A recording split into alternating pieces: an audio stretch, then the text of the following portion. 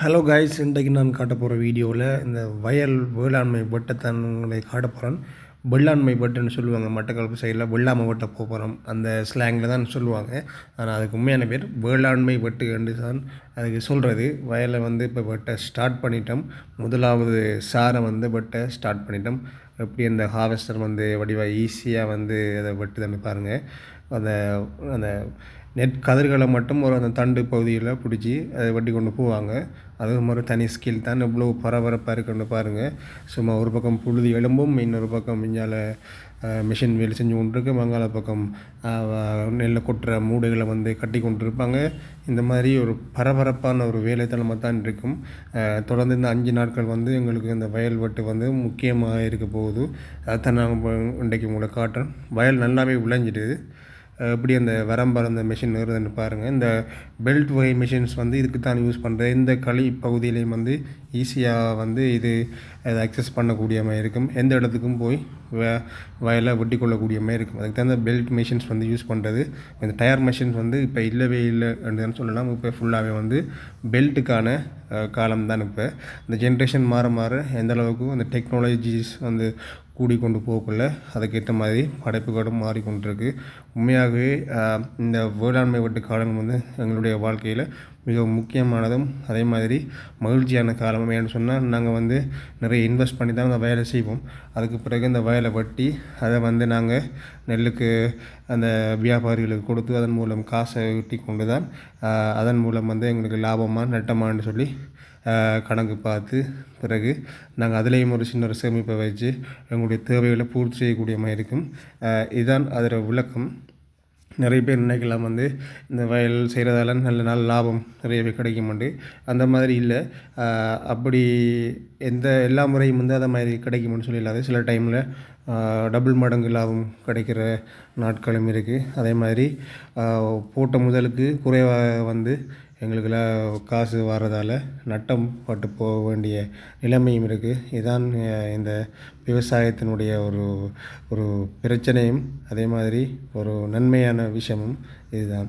ஏன்னு சொன்னால் இருந்தாலும் நாங்கள் அந்த நம்பிக்கையை கைவிடாமல் கடவுள் மேலே நம்பிக்கையை போட்டுக்கொண்டு எங்களுடைய உழைப்பையும் வேர்வையும் சிந்தி தான் இந்த வயல் வந்து அறுவடை செய்யப்பட்டு கொண்டிருக்கு. உண்மையாக வந்து இந்த விவசாயம் வந்து அந்த வயலில் அந்த உழைத்து கஷ்டப்பட்டு இந்த 3.5 மாதங்களும் பாதுகாத்து தான் இந்த வேளாண்மையை வட்டி கொள்ளக்கூடிய மாதிரி இருக்கும். அதில் இந்த நிறைய பிற பாதிப்புகள் இருக்குது. என்னென்னு சொன்னால் இந்த யானைகளிடமிருந்து நாங்கள் வயலை பாதுகாக்கணும். அதே மாதிரி நோய் தாக்கங்கள் பலவிதமாக வரும், அதிலிருந்து பாதுகாக்க வேண்டி வரும். அதே மாதிரி இந்த கால்நடைகள் மாடுகள் அதிலிருந்தும் பாதுகாக்க வேண்டி வரும். இந்த மாதிரி நிறைய பிரச்சனை இருக்குது. அதையும் தாண்டி இந்த மழை வந்து காலநிலை சீராக இருந்து தான் அறுவடை வந்து சிறப்பாக இருக்கும்.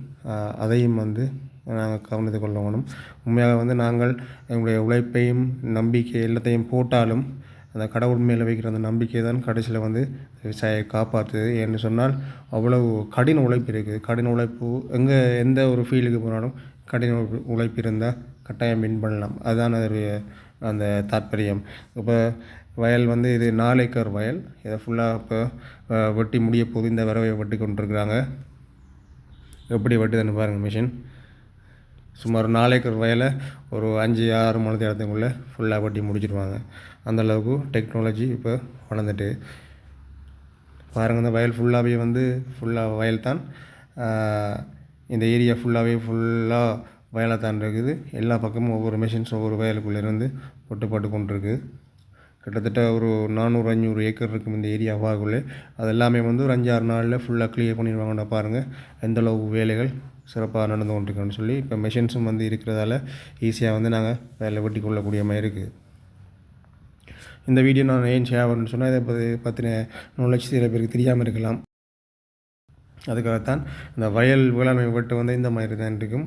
உண்மையாகவே ஒரு சந்தோஷமான நாட்கள் என்று தான் சொல்லலாம் அந்த விவசாயிகளுக்கு. அந்த நிறைய பேர் வந்து அந்த இடங்களில் இருப்பாங்க. இந்த மாதிரி இடங்களில் வந்து நாங்கள் ஒன்று கூடுறது மிகவும் குறைவு. இந்த வயல் செய்கிறக்குள்ள இந்த அறுவடை செய்யக்குள்ள இல்லாட்டி இந்த வயல் விதைப்பு நாட்களில் தான் நாங்கள் ஒன்று கூடியிருக்கிறது.